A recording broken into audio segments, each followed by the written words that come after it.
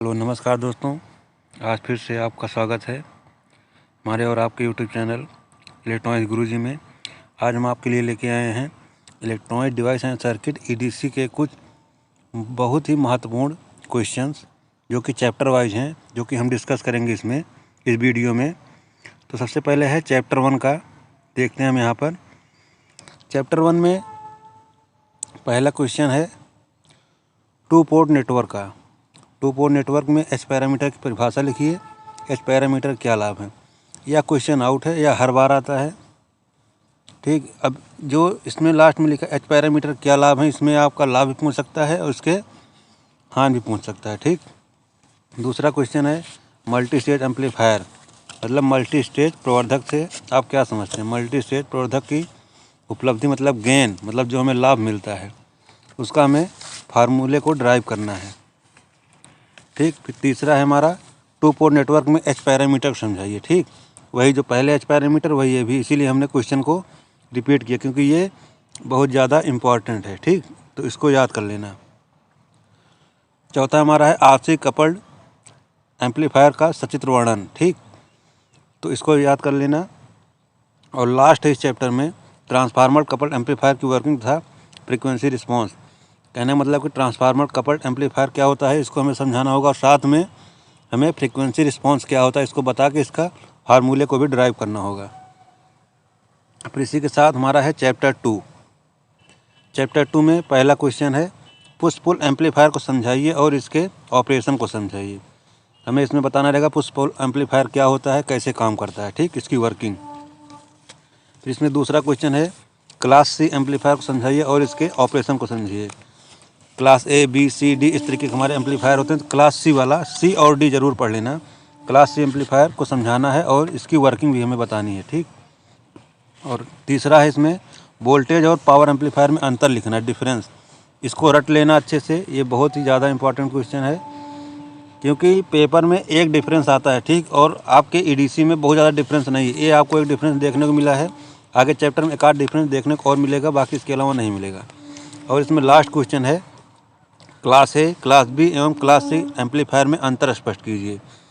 तो हम जो बताए थे क्लास सी वाला, ठीक, क्लास सी और क्लास बी और क्लास ए में आपको डिफरेंस लिखना है, तो चार्ट बना के आप लिखेंगे। ठीक, अब फिर इसी के साथ हम बढ़ेंगे आगे। तीसरा चैप्टर हमारा, तीसरे चैप्टर में पहला है हमारा फीडबैक एम्पलीफायर पुनः निविष्ट प्रवर्धक के सिद्धांतों को समझाइए।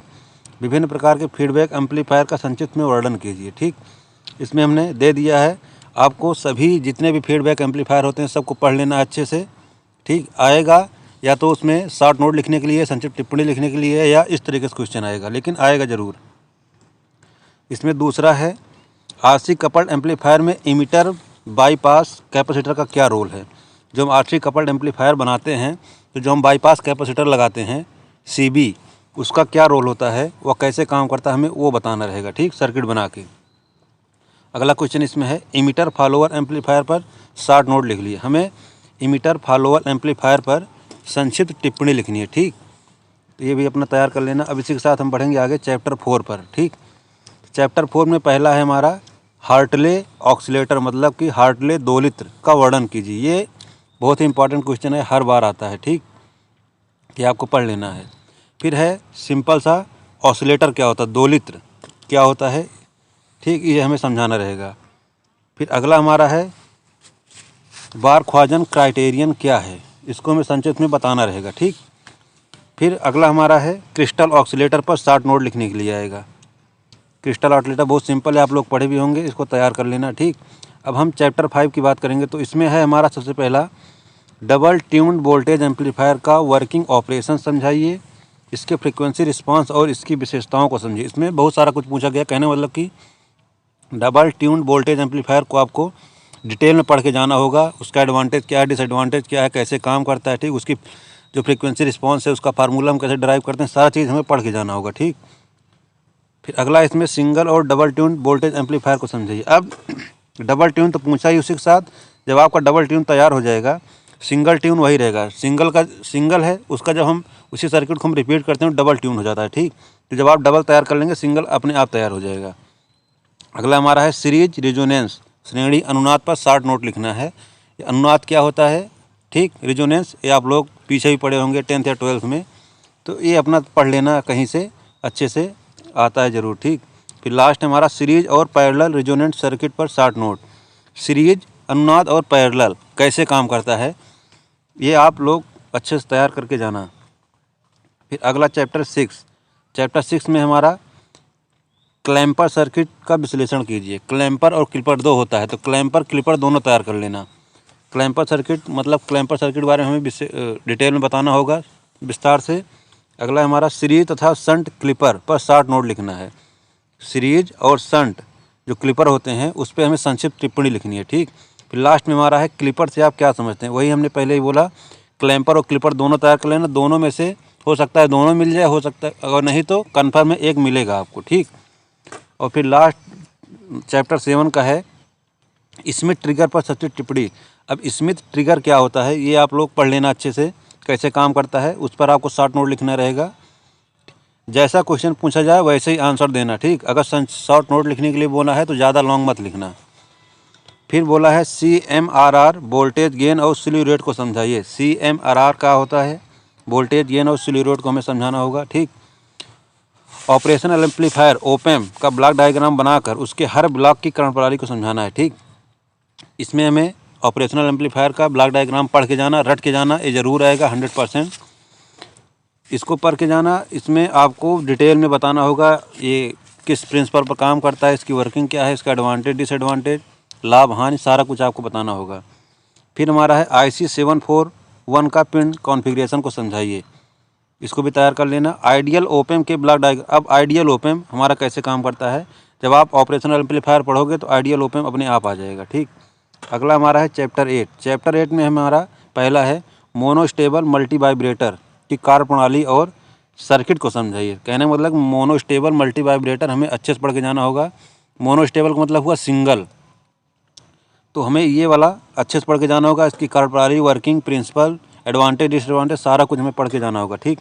फिर अगला हमारा है IC 555 पर संक्षिप्त टिप्पणी लिखो और इसकी कार्यप्रणाली और प्रोसेस को समझिए, प्रक्रिया। कहना मतलब है IC 555 कैसे काम करता है ये हमें पढ़ के जाना होगा, और इसका प्रिंसिपल क्या है, किस सिद्धांत पर काम करता है, कैसे काम करता है, एडवांटेज डिसएडवांटेज कैसे इसको हम अप्लाई करते हैं दूसरे सर्किट में, ये सारा कुछ आपको बताना होगा उसमें, ठीक। अगला हमारा अस्टेबल मल्टी वाइब्रेटर का परिपथ खींच कर इसकी कार्यप्रणाली को समझें। कहने मतलब कि एक मोनोस्टेबल हो गया सिंगल, फिर अगला हमारा अस्टेबल, इसका हमें अस्टेबल मल्टी वाइब्रेटर क्या सर्किट बनाना पड़ेगा, प्रिंसिपल किस प्रिंसिपल पर काम करता है, सिद्धांत पर, वर्किंग बताना होगा, सारा कुछ बता के हमें विस्तार पूर्वक समझाना होगा उसमें, ठीक। अगला हमारा है चैप्टर 9 में हमारा क्या है, लाइन और लोड रेगुलेटर में अंतर स्पष्ट कीजिए। लाइन और लोड रेगुलेटर में हमें अंतर बताना है, ठीक। अगला हमारा है रेगुलेटेड पावर सप्लाई में जेनर डायोड का प्रयोग को विस्तार से समझाइए। अब इसमें है कि रेगुलेटर पावर सप्लाई जब हम अप्लाई करते हैं उसमें जो जेनर डायोड लगाते हैं इसका क्या रोल है, यही हमें बताना है उसमें डिटेल से। अगला हमारा DC पावर सप्लाई से आप क्या समझते हैं। DC power supply direct current जो आप अप्लाई करते हो सर्किट में, इससे इसके बारे में आप क्या क्या जानते हो, सारा चीज़ हमें डिटेल में बताना होगा। कुछ इंपॉर्टेंट क्वेश्चन हम अलग से लिखे हैं जो उसमें हमने नहीं बता पाया, ठीक, इसको भी समझ लो। एक हमारा है कंपरेटर, इसको पढ़ लेना, कंपरेटर पर संक्षिप्त टिप्पणी लिखिए। अगला हमारा है लॉग एम्पलीफायर और एंटी लॉग एम्पलीफायर को समझाइए, ये पढ़ के जाना। फिर अगला हमारा है फेज शिफ्ट ऑसिलेटर का परिपथ बनाइए और इसके ऑपरेशन। कहने मतलब फेज शिफ्ट ऑसिलेटर क्या होता है इसे हमें डिटेल में बताना होगा, ऑपरेशन, प्रिंसिपल, एडवांटेज डिसएडवांटेज सारा कुछ, ठीक, हमें सर्किट डायग्राम बनाना होगा। अगला हमारा है जेनर डायोड का पीक क्लिपर के तौर पर वर्णन कीजिए। कहने मतलब जो जेनर डायोड होता है वो पीक पॉइंट पर कैसे काम करता है ये हमें डिटेल में बताना होगा। अगला हमारा है विभिन्न प्रकार के पावर एम्पलीफायर का वर्णन कीजिए। जैसे पूछेगा विभिन्न प्रकार के, है ना, जितने पावर एम्पलीफायर होते हैं सारा पूछा है तो सभी के बारे में थोड़ा थोड़ा सर्किट डायग्राम बनाना है। उसके सर्किट डायग्राम के बारे में जो आप बनाए हो उसके बारे में 5 से 6 लाइन आपको डिस्क्राइब कर देना है, बस छोटा छोटा। अगला हमारा है last active high pass filter पर संक्षिप्त टिप्पणी लिखिए। जो फिल्टर होते हैं बैंड पास, हाई पास, लो पास, ये सब पढ़ के जाना। इसमें से कोई एक ना एक तो आता है ज़रूर, फिक्स है। तो इतने सारे क्वेश्चन हैं, इन सबको इम्पॉर्टेंट नोटिस करके पढ़ के जाना पेपर में। एक बार फिर से देख लीजिए आप लोग, ये आपका है कुछ इम्पॉर्टेंट क्वेश्चन हैं अदर जो छूट गया था बीच में। बाकी ये चैप्टर 9 का है, स्क्रीनशॉट लेना हो तो ले लीजिए। बाकी ये आपका चैप्टर 8 का है, देख लीजिए एक बार। उसके बाद आपका ये चैप्टर 7 का है। उसके बाद ये चैप्टर 6 का है। उसके बाद ये आपका चैप्टर 5 का है, देख लीजिए चैप्टर 5 का है ये। उसके बाद ये आपका चैप्टर 4 का है, देख लीजिए। उसके बाद ये आपका चैप्टर 3 का है, इधर भी है, देख लीजिए। ये चैप्टर 2 का है आपका, ये चैप्टर 2 का है। ये आपका चैप्टर 1 का है। तो आगे भी जो भी आपका सब्जेक्ट है इलेक्ट्रॉनिक्स में, हम उस पर भी वीडियो बनाएंगे अलग अलग सब्जेक्ट के। सेकेंड ईयर है, फर्स्ट ईयर है, फाइनल ईयर है, सभी का हम बनाएंगे। तो ये सेकेंड ईयर का सब्जेक्ट है electronic device and circuit EDC। तो इसको आप तैयार कर लेना, चैप्टर वाइज हमने बनाया है अच्छे से। इसको तैयार करके जाना अच्छे से। उम्मीद करता हूँ कि आप लोग को वीडियो अच्छा लगा होगा। अच्छा लगा है तो चैनल को सब्सक्राइब करें और वीडियो को लाइक करें, और जो आपके साथ पढ़ने वाले बच्चे हैं उनको ये वीडियो ज़्यादा से ज़्यादा शेयर करें, ठीक, जिससे वो भी तैयारी कर पाएँ, ठीक। क्योंकि जब पेपर आ जाता है तो बच्चों को आइडिया नहीं रहता हम क्या क्या पढ़ के जाएँ। तो जब आपके पास मटेरियल है तो आपको पढ़ने में आसानी होगी, आप चीज़ें अच्छे से पढ़ के जाओगे और अच्छा करके आओगे, ठीक। तब तक के लिए थैंक यू, टेक केयर।